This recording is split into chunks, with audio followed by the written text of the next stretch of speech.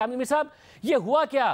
तहरीक इंसाफ सबको कह रही थी आप इलेक्शन से भाग रहे हैं, उल्टा तहरीक इंसाफ को सब कहने लगे कि भाई आपने इलेक्शन की तारीख का बाइस बने हैं। अली जफर साहब खुद कल हमारे प्रोग्राम में आके कहने लगे कि अगर ये तासुर गया है तो दुरुस्त गया है, हमें स्टे नहीं लेना चाहिए था। हालांकि तहरीक इंसाफ के वकला सेलिब्रेट करते नजर आ रहे थे इस स्टे ऑर्डर को।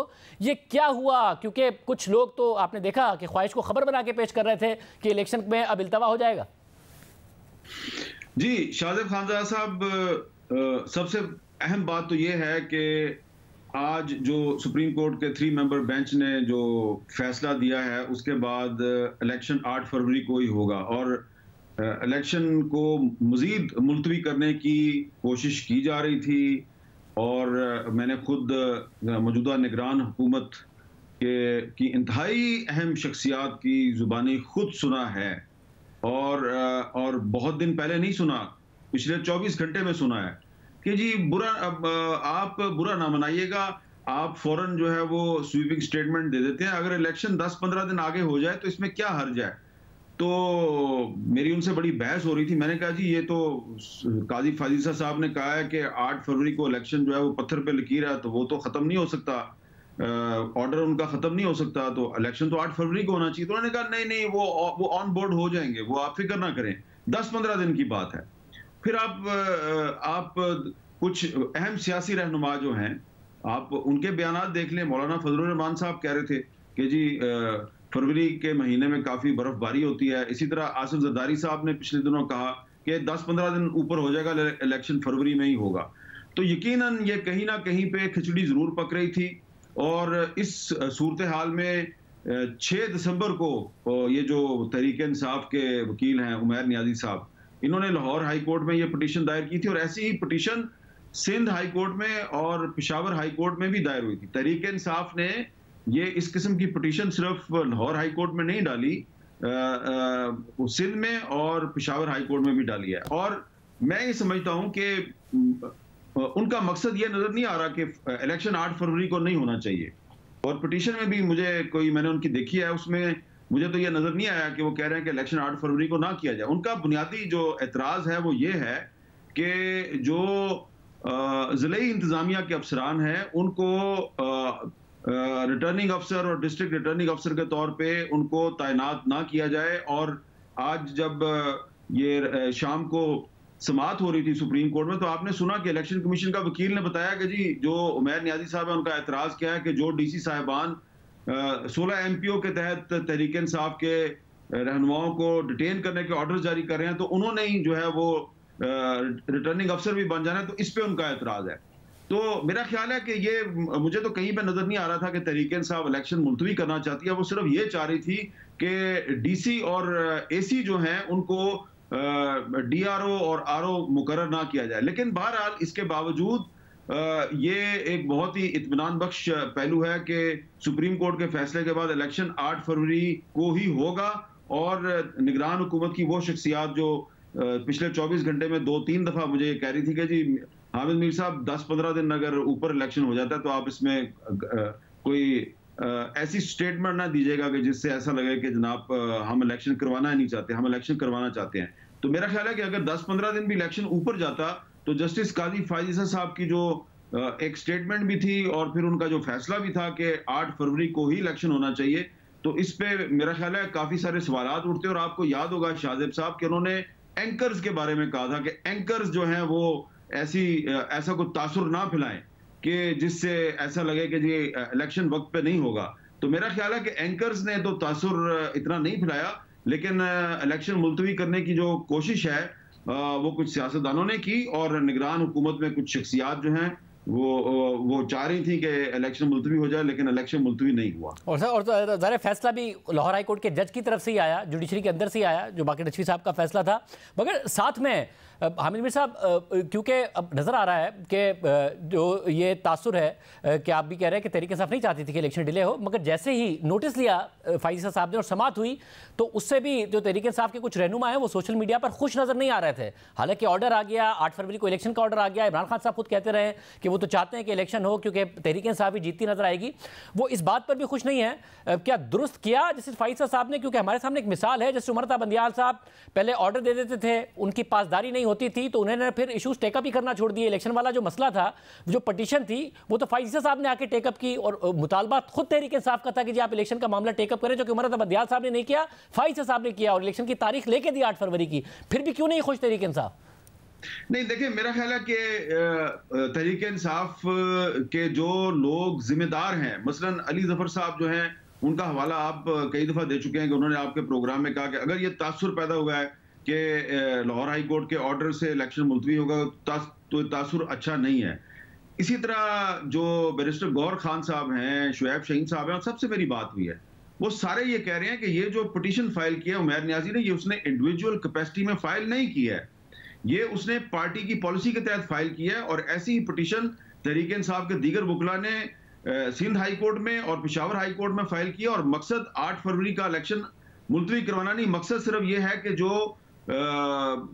डीसी और एसी डीआरओज मुकर्रर किए जा रहे हैं वो ना किए जाएं। देखें शाहजेब साहब, सिर्फ 8 फरवरी को एक इलेक्शन हो जाना तो काफी नहीं है ना, वो इलेक्शन जो है उसकी कुछ क्रेडिबिलिटी भी तो होनी चाहिए ना। आप देखिए कि पाकिस्तान की जो सियासी तारीख है उसमें जब मिसाल के तौर पे 1977 का जो इलेक्शन है, वो डीसी हजरात जो है उसमें डीआरओज भी थे और एसी हजरात जो है वो आरओज भी थे। तो उसमें क्या हुआ था, मैं सिर्फ एक मिसाल देता हूँ आपका कि खालिद खरल साहब जो है वो डीसी लाड़काना थे और जुल्फकार अली भुट्टो साहब जो है वो सिटिंग प्राइम मिनिस्टर थे। भुट्टो साहब की पॉपुलैरिटी इतनी थी कि उन्होंने लाड़काना से जीतना ही जीतना था, लेकिन डीसी साहब जो हैं उन्होंने भुट्टो साहब के जो एक मुकाबले पे उम्मीदवार थे जमात इस्लामी के, मौलाना जान मोहम्मद अब्बासी साहब, उनको गायब कर दिया और वो कागज ही जमा नहीं करवा सके और भुट्टो साहब को बिला मुकाबला उन्होंने मुंतखब करवा दिया। तो उससे क्या हुआ उससे ये हुआ कि एक इलेक्शन की क्रेडिबिलिटी पे सवाल खड़ा हो गया, तहरीक चल गई और जान मोहम्मद अब्बासी साहब का मसला जो है वो इंटरनेशनलाइज हो गया। और उसके बाद से आप देखें कि हमेशा ये जो इलेक्शन है ये जुडिशियल अफसरान करवाते हैं। तो इसलिए मैं समझता, और उस पर भी जब भी इलेक्शन होता है पाकिस्तान में, 1988 में हुआ, 90 में हुआ, 93 में हुआ, 97 में हुआ, 2002 में हुआ, 2008 में हुआ, 2013 में, 2018 में, हमेशा कोई भी इलेक्शन करवा ले, वो जुडिशियल अफसरान करवाएं या डीसी और एसी करवाएं, उस पर एतराज जरूर किया जाता है। लेकिन इस वक्त जो सूरत हाल है उसमें आप देखें कि मिसाल है, मैं आपको एक और मिसाल देता हूं कि अभी जो है वो इलेक्शन कमीशन के जो वकील थे वो उन्होंने सुप्रीम कोर्ट को बताया जी कि जी पिछली हुकूमत के तमाम जो डीसी हैं वो तब्दील हो गए हैं। ये इनकरेक्ट बात है, ये गलत बयानी है, इसलिए कि इस्लामाबाद के जो डीसी साहब हैं उनको तब्दील करने के बारे में इलेक्शन कमीशन खुद हुकूमत को बार बार लिख रहा है कि इनको चेंज करें। ये शहबाज शरीफ साहब के दौर में डीसी लगे थे इस्लामाबाद के, अभी तक उनको चेंज नहीं किया गया। और इसके अलावा आपको यह भी पता होना चाहिए कि डीसी इस्लामाबाद के खिलाफ इस्लामाबाद हाई कोर्ट में कंटेम्प्ट ऑफ कोर्ट का नोटिस भी लिया गया, क्योंकि उन्होंने कुछ तहरीक इंसाफ के जो रहनुमा है उनको एमपीओ के तहत गिरफ्तार किया और हाई कोर्ट ने रहा किया, उन्होंने उनको फिर गिरफ्तार किया, फिर हाई कोर्ट ने रहा किया, डीसी साहब ने फिर ऑर्डर जारी करके उनको फिर गिरफ्तार करवा लिया।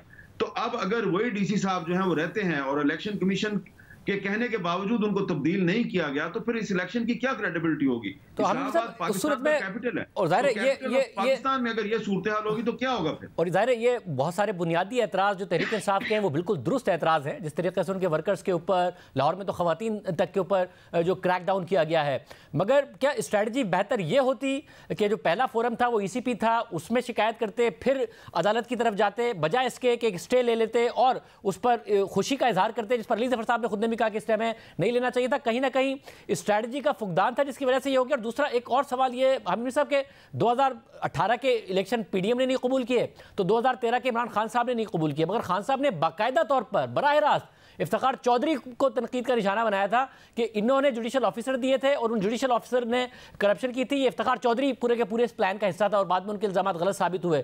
तो जो जुडिशरी ने कराए उस पर भी इमरान खान साहब कोई बहुत ज़्यादा मुतमईन नहीं थे और ये खुद फरवरी में जुडिशरी ने लिख के दिया लाहौर हाई कोर्ट ने इलेक्शन कमीशन को कि जी एक तो हमारे पास काम का बहुत बोझ है, दूसरा माजी का हमारा एक्सपीरियंस अच्छा नहीं है, तो इसलिए हम नहीं दे सकते, मगर अगस्त में ये भी कहा कि जब आप तारीख अनाउंस करें तब दे दीजिएगा। तो क्या कोई ऐसी सूरत थी कि बेहतर होता कि इंडिविजुअल वो डीसीज, वो ऑफिसर्स जिन पर तहरीक इंसाफ को एतराज़ है, और जाहिर है बहुत सारा एतराज़ नजर आ रहा है कि उनका दुरुस्त है, उनको टारगेट करते बजाय इसके कि ब्लैंकेट ये एक ऐसा स्टे ऑर्डर ले लेते लाहौर हाई कोर्ट से? देखें, अब इसमें टाइमिंग जो है, ये जो तहरीक इंसाफ की स्ट्रेटजी है, इसका जवाब तो तहरीक इंसाफ वालों को ही देना चाहिए।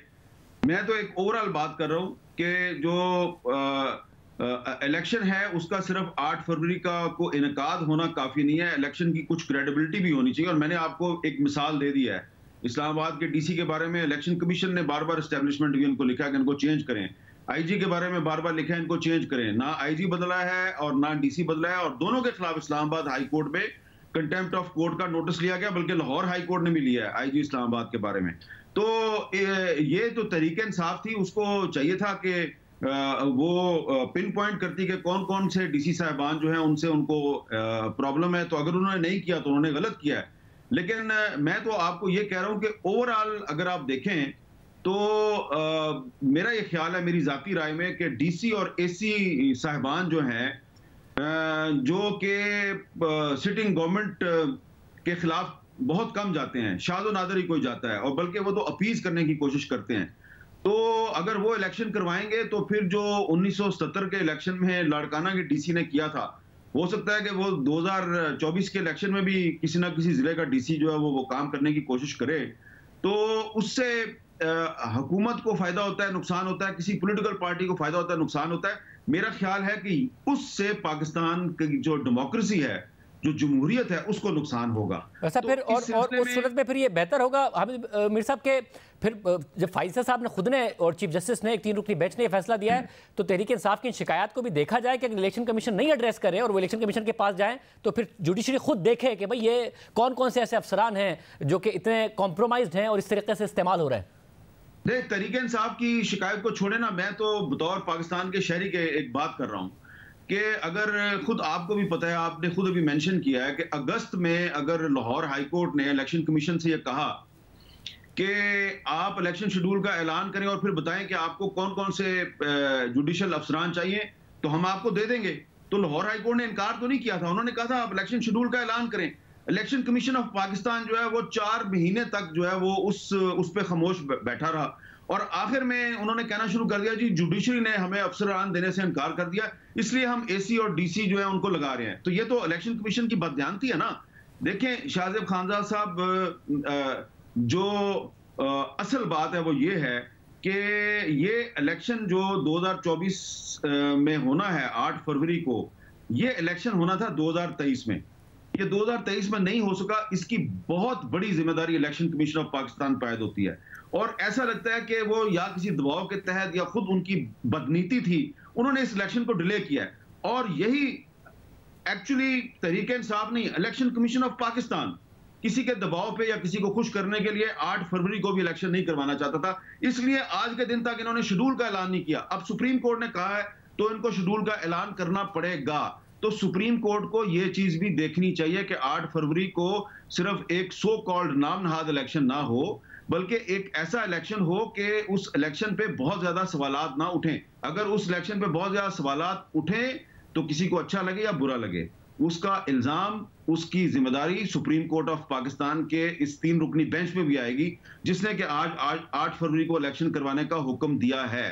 तो इसलिए मैं तो इलेक्शन कमीशन पे कोई एतमाद नहीं करता, लेकिन क्योंकि अब सुप्रीम कोर्ट ने इलेक्शन कमीशन को हुक्म दे दिया तो इलेक्शन 8 फरवरी को होगा। लेकिन ये इलेक्शन कमीशन जो है, इसके बारे में अगर कोई कहता है कि बड़ा इंडिपेंडेंट इलेक्शन कमीशन है, और चीफ जस्टिस साहब बार बार कह रहे थे कि हम आपसे काम करवाएंगे, तो उनसे काम जरूर करवाएं, लेकिन एक फेयर एंड फ्री किस्म का काम करवाएं। बहुत शुक्रिया, आमिर साहब हमारे साथ मौजूद थे। बिल्कुल दुरुस्त बात है, ना सिर्फ इलेक्शन टाइम पर हो बल्कि इलेक्शन शफाफ भी हो, बहुत बड़ी जिम्मेदारी है।